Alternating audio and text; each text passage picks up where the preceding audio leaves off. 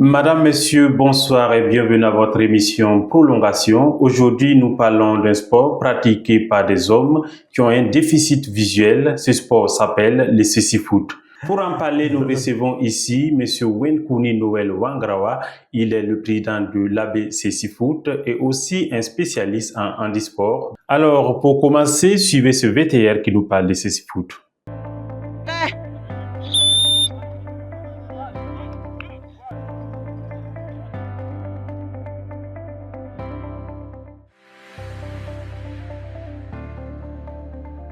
Le cécifoot se joue sur un terrain de handball, la même dimension qu'un terrain de handball. Voilà, ça se joue avec 4 joueurs de champ non-voyants, plus un gardien voyant.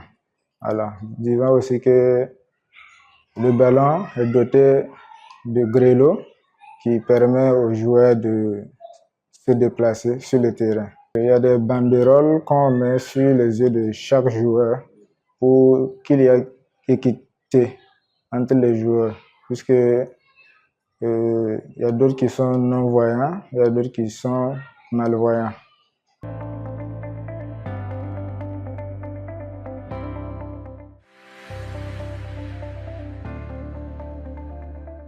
Moi, déjà, quand j'étais enfant, j'avais pour objectif de jouer au football. Et depuis que j'ai perdu la vue, j'avais perdu l'espoir. Maintenant que j'ai découvert le cécifoot, ça m'a encore motivé plus à m'entraîner et c'est l'occasion pour moi de m'exprimer en tant que joueur. Au début, ça n'a pas été simple, mais grâce aux entraînements et au conseil du coach, on arrive à s'adapter un peu et on joue aisément maintenant.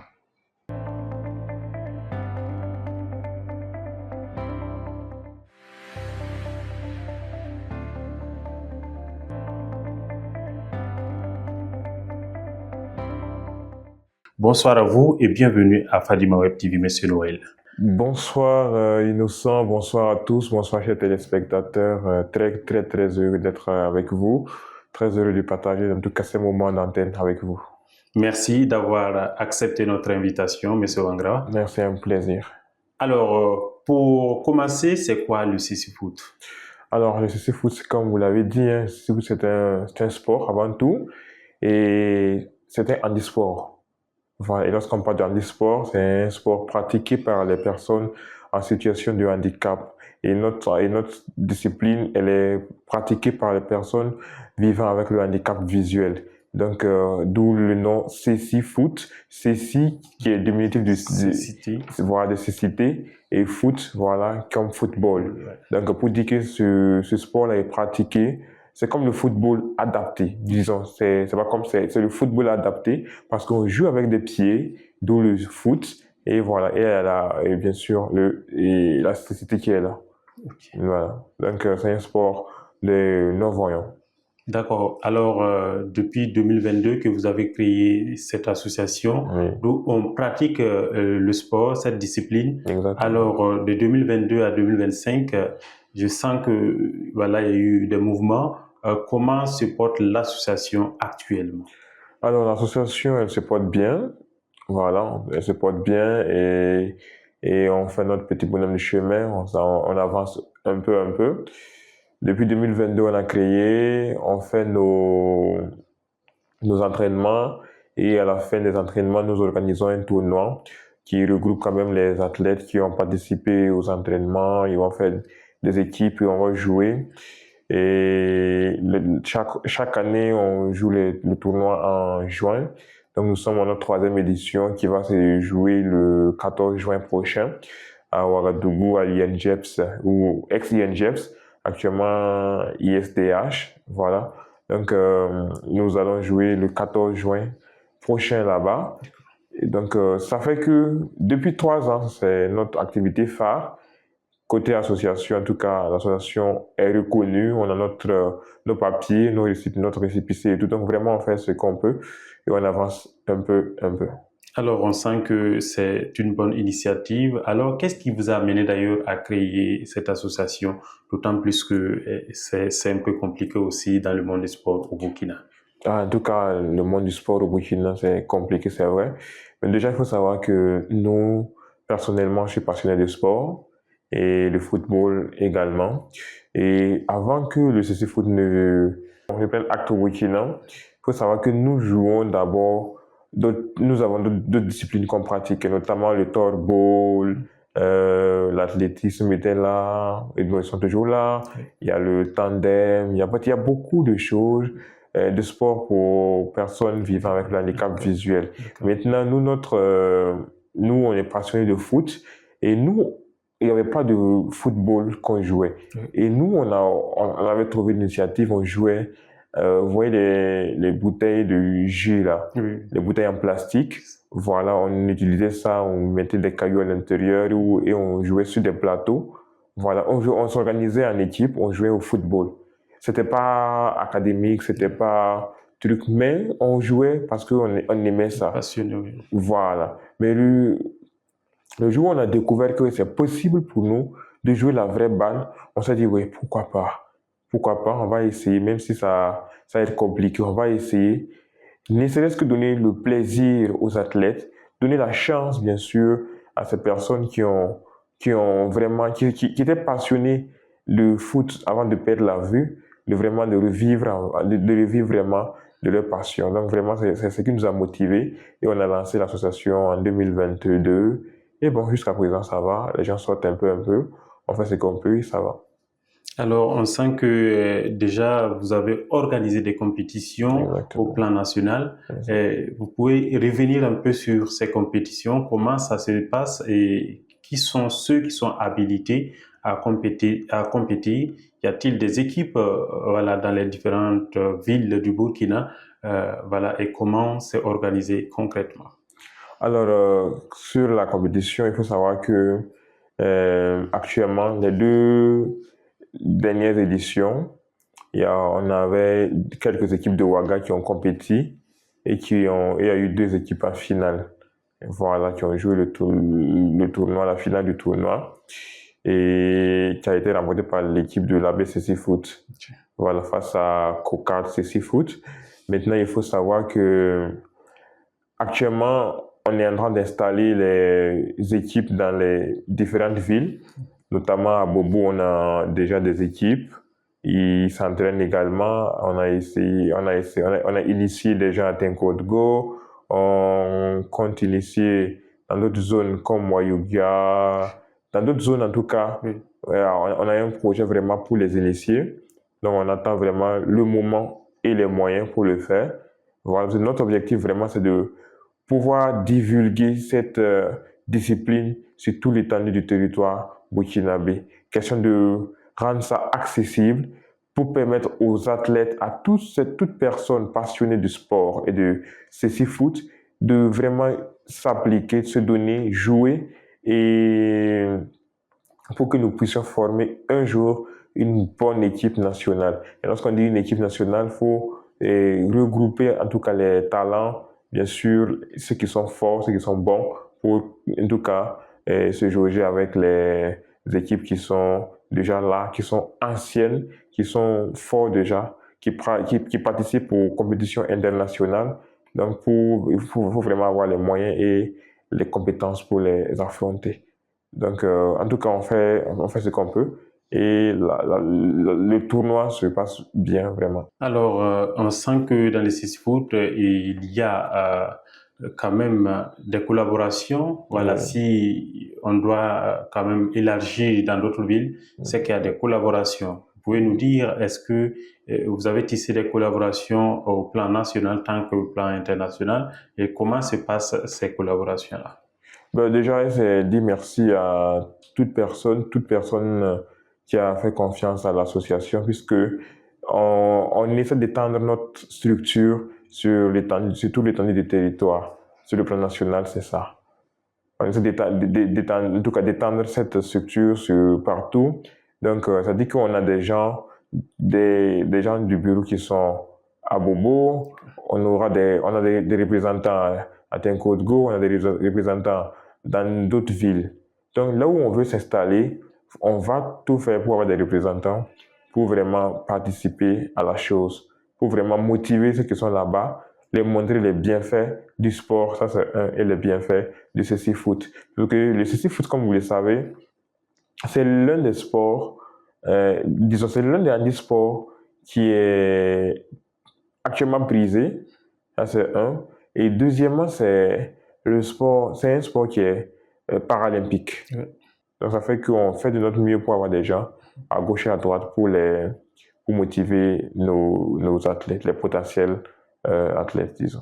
Est-ce qu'il y a des projections afin de compétir sur le plan international? Est-ce que vous pensez à des compétitions que vous allez vous associer sur le plan international en vue de hisser haut le drapeau du Burkina? Exactement, c'est l'objectif, même si on sait que pour le moment, ça va être compliqué. Mais l'objectif vraiment, c'est de voir comment on va organiser pour avoir un jour une équipe nationale.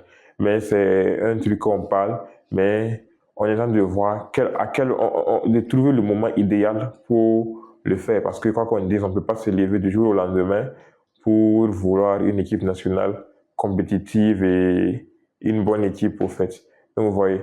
Donc déjà, je pense vraiment que on a l'ambition, on a l'objectif vraiment de faire une équipe nationale, compétir sur l'échiquier international, les compétitions, que ce soit la CAN, les Jeux, puisqu'il faut d'abord compétir à la CAN, avoir son ticket pour les Jeux paralympiques ou les Jeux mondiaux. Donc tout ça passe par d'abord les compétitions, en tout cas continentales d'abord. Donc l'objectif vraiment c'est de pouvoir participer à ça, mais quand on ne sait pas, on est en train de former les gens. Il faut d'abord même que les athlètes soient bons, comme on le dit, qu'ils puissent vraiment être habitués à ce sport-là. Alors, dans vos différentes équipes, je sais que vous tentez de réunir les gens afin de former une équipe nationale. Déjà. Et comment est recruté ou bien comment est reçu les athlètes? Alors, déjà, on n'a pas un recrutement typique. Il faut d'abord, pour jouer, d'abord, il faut vraiment être passionné et avoir l'envie. Si tu as envie et tu es vraiment passionné, nous, on te reçoit à bras ouverts parce que notre objectif, c'est d'avoir des gens et d'avoir des gens qui sont vraiment motivés et passionnés. Donc, vraiment, toute personne qui vit avec le handicap visuel, s'il désire vraiment faire partie de notre équipe, de faire partie de notre structure, on est ouvert, on va les accueillir comme il se doit. Vous avez dit que toute personne qui a la passion, qui voulait voilà, faire quelque chose avec vous, compétir ou bien découvrir ce sport-là peut venir. Exactement. Est-ce que moi, innocent, je peux venir pour jouer au CC-Foot? Bien sûr. D'accord. Bien sûr, parce que déjà, il faut savoir que la composition de l'équipe de CC-Foot, il faut savoir que il y a le gardien, quelqu'un qui voit. Le gardien doit voir et maintenant, les joueurs de champ doivent être des gens qui ne voient pas. Voilà. Celui qui ne voit pas, on peut avoir des gens qui voient, qui sont des malvoyants sur le terrain. Mais sur le terrain, lorsqu'on va siffler, les joueurs sont sur le même pied parce que ils seront, on va leur porter des masques devant les yeux, des trucs pour les permettre d'être sur le même pied. Parce qu'on va prendre quelqu'un qui voit un peu, qui peut voir la balle, qui peut me voir venir pour me dribbler, pour nous mettre sur le même terrain parce que ça ne sera plus équitable. Voilà, mais pour rendre les choses équitables et faciles, on est tous sur le même pied, j'ai la balle, on va faire les mêmes exercices, on va écouter parce que à l'intérieur de la balle, il y a des grelots. Et les grelots, c'est ce qui va produire un son. Et c'est à travers ce son-là que nous allons écouter pour s'orienter. Le CC-Foot, c'est un jeu d'abord d'orientation, un jeu d'écoute, d'orientation et vraiment d'esprit. Quand même une question qui est un peu perplexe parce que CC-Foot, c'est cité plus football, ce qui donne CC-Foot. Là, on voit des gens qui sont des voyants, mais qui sont sur le terrain, à l'exemple du gardien, de l'arbitre et même de l'entraîneur. Et expliquez-nous pourquoi cette initiative, pourquoi ces règles-là. Ouais, chacun a un rôle à jouer dans le CC-Foot. C'est comme dans la vie, hein, c'est un écosystème. Chacun a un rôle précis à jouer. Quand vous prenez le gardien qui voit, il est dans les poteaux pour empêcher les adversaires de marquer, ça c'est un. Mais il a un autre rôle, de guider la ligne défensive. Est-ce que vous voyez? lorsque la balle est sur la ligne défensive, c'est le gardien qui sert de guide pour vous orienter, positionne-toi comme ça, avance, recule, fais comme ci, fais comme ça. Donc le gardien est chargé vraiment de guider ta ligne défensive. Et lorsque la balle franchit la ligne défensive et arrive à la ligne médiane, c'est-à-dire au milieu, maintenant c'est là maintenant qu'intervient l'autre rôle de l'entraîneur. Le second rôle de l'entraîneur qui est au bord du terrain, là, lui, il sera chargé de guider la ligne médiane. Les joueurs qui sont au milieu, de guider, Vali, fais comme ci, fais comme ça, oriente-toi, fais ci, fais ça. Est-ce que vous voyez? Ça, c'est le rôle du coach qui est au bord du terrain. Maintenant, lorsque la balle franchit la ligne médiane et arrive à la ligne offensive, c'est là maintenant, il y a une autre personne qui est là, qui est derrière le camp adverse. C'est-à-dire, moi, dans mon équipe, nous, on a une personne qui est derrière le camp adverse. Est-ce que vous voyez? Ouais. Lui, il est derrière le camp adverse pour orienter les attaquants. Okay. Nous, nos attaquants. C'est-à-dire, si moi, je suis un attaquant, j'ai la balle, toi, tu es notre guide offensif, toi, tu es derrière le camp adverse, toi, tu vas nous signaler, vas-y, fais ci, fais ça. Soit, vous voyez la balle, c'est ça. Soit on tape la balle, pam, pam, pam, pam, pam, pour orienter au moins l'attaquant. C'est ce que vous voyez. Mais sur le plan international, il y a souvent des bips.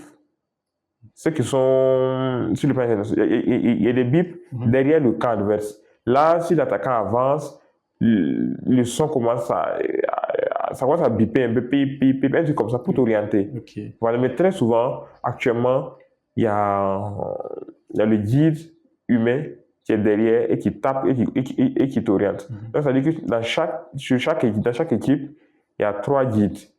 Il y a le guide défensif, le guide médian et le guide offensif. Okay. C'est un peu ça. Ok, nous allons parler d'infrastructures et de matériel. Oui. Comment, à votre niveau, c'est géré? Est-ce qu'on a suffisamment le matériel qu'il se doit pour pouvoir faire nos entraînements ou bien on fait avec ce qu'il y a, le minimum? Déjà, c'est dire que tout ce qu'on fait actuellement, on fait avec les moyens de bord parce qu'on n'a pas ces moyens nécessaires-là pour, en tout cas, avoir un terrain adapté. Parce qu'un terrain adapté, c'est comme les terrains de handball, 20/40, voilà.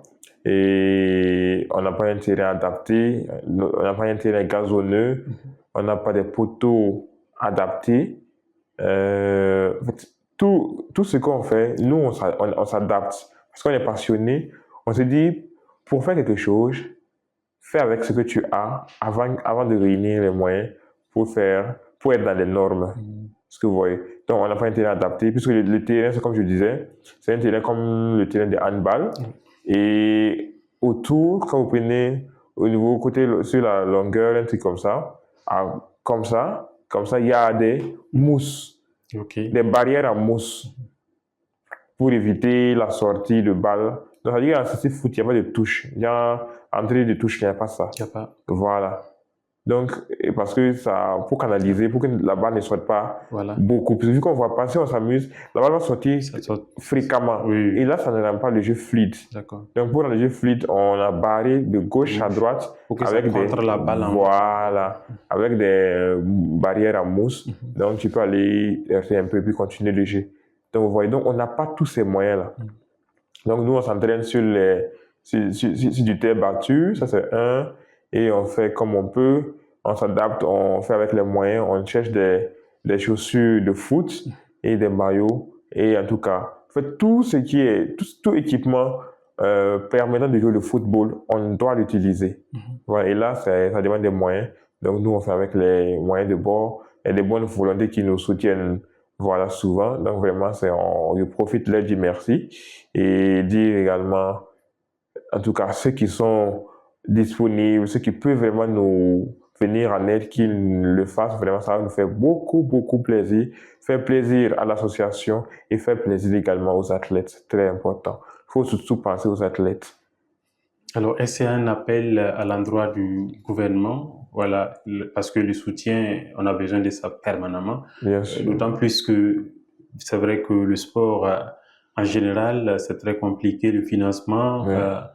surtout que nous sommes dans un état de crise. C'est ça. Voilà, donc c'est un peu compliqué. Est-ce que vous avez un appel à l'endroit du gouvernement pour que voilà, les choses changent à votre niveau? Oui, bien sûr. Bon, côté appel, c'est vraiment dire d'abord merci au gouvernement, merci à tout le monde et demander vraiment qu'il nous fasse confiance. Ce qu'on dit, le soutien, c'est d'abord faut avoir un soutien moral avant d'envisager un soutien financier. Donc vraiment, c'est qu'ils nous fassent confiance. Si vraiment ils arrivent à nous soutenir de façon morale et financière, surtout financière également, et matérielle, ça va beaucoup nous faire plaisir. Même si, en tout cas, actuellement, c'est comme vous l'avez signifié, actuellement, nous sommes en temps de crise. En tout cas, notre souhait, c'est que notre pays retrouve, en tout cas, sa quiétude d'avant et ça, en tout cas, l'enthousiasme de tous les jours. Parce que donc c'est ce qu'on rêve, c'est ce qu'on souhaite et on espère qu'avec les efforts que mène en tout cas le pays, on espère que ça va venir incessamment. Donc c'est vraiment demander un soutien parce qu'on en a besoin, pour le développement de cette discipline-là.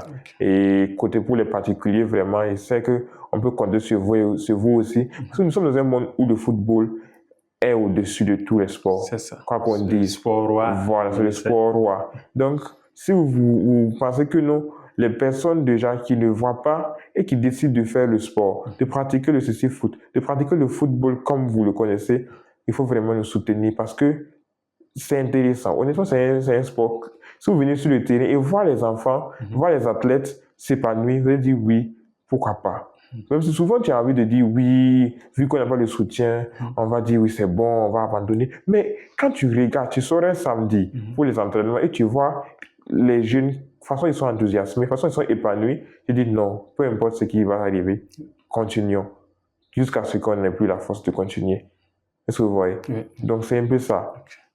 Donc vraiment qu'ils nous viennent en aide, et ça va beaucoup nous booster et nous faire beaucoup plaisir. Genre, actuellement, nous avons notre compétition qui arrive en juin, Oui. le 14. Mais il faut qu'on ait vraiment des chaussures, des prothèses, des bas. En fait, tout ce que vous pouvez nous donner, des ballons, tout ce que vous nous donnez, nous on prend. On n'a pas forcément besoin de liquide, honnêtement, mais si vous pouvez nous donner un matériel même déjà, ça nous booste beaucoup. Ok. Alors, nous sommes en association pour le moment. Est-ce qu'un jour, on peut penser ou bien on peut prétendre à une fédération?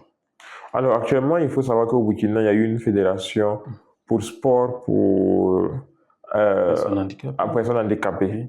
Voilà. Donc, raison pour laquelle nous, actuellement, on s'est organisés en association, on suit l'évolution des choses. Et si nous, on essaie de diriger une fédération de CC Foot, c'est trop osé. Bon, déjà, c'est osé, et on va communiquer avec qui? Oui. Parce que lorsqu'on parle de structure, sur le plan national, tu peux avoir une structure, et il faut avoir des gens avec qui tu as discuté sur le plan international. Ceux qui organisent les compétitions de CC Foot. Donc, c'est l'IPSA qui est là, quand vous prenez, c'est l'IPSA qui pilote les trucs sur le plan international. Donc, International Sport Blind, un truc comme ça. Donc c'est un peu ça. Ok. Donc, mais bon, on tient bon. En tout cas, on vit actuellement en association. Si vous prenez sur le plan international, l'IPSA, c'est comme la FIFA, c'est la Fédération internationale de football et association. Oui. Est-ce que vous voyez? Mais l'IPSA également, c'est, disons, si on va traduire, c'est l'instance internationale pour sport et association. Est-ce que vous voyez? Donc, les fédérations sont là et les associations également sont là. D'accord. Voilà. Ça marche. Alors, un dernier mot à l'endroit de nos téléspectateurs. Ben, en tout cas, un dernier mot, c'est d'abord dire merci à la maison, dire merci à vous pour l'invitation, merci au premier responsable de la maison, merci aux téléspectateurs de nous l'avoir suivi, merci vraiment pour votre fidélité sur cette chaîne et vous inviter à notre finale le 14. Vous invitez vraiment à notre finale le 14, ça sera vraiment bien. Il faut venir pour découvrir. Il faut venir découvrir des non-voyants, des aveugles qui jouent au football, tout simplement. Il faut venir découvrir des aveugles qui jouent au football. Et c'est le même football que ceux qui voient jouent. Donc, venez découvrir. Ça sera d'une part une découverte et venez les soutenir, nous supporter. C'est très important. Vraiment, on vous attend. Ça sera à l'INGEPS. Voilà. Donc, ça sera le samedi 14 juin autour de 15h. Voilà, donc vraiment, on vous attend massivement et on espère également que Fadima Web TV sera de nos côtés. Sera présent. Alors, vous avez entendu l'invitation de M. Noël Wangrawa. Alors, sortez massivement le 14 juin du côté de l'INGS pour soutenir cette association qui organise la compétition de cécifoot. Venez les soutenir massivement. Alors, Monsieur Noël, merci de nous avoir honorés en venant ici à Fadima Web TV. Merci, un plaisir. Merci grandement. Madame, Messieurs, c'est la fin de votre émission. Merci de nous avoir suivis. Très bonne suite de programmes sur Fadima Web TV.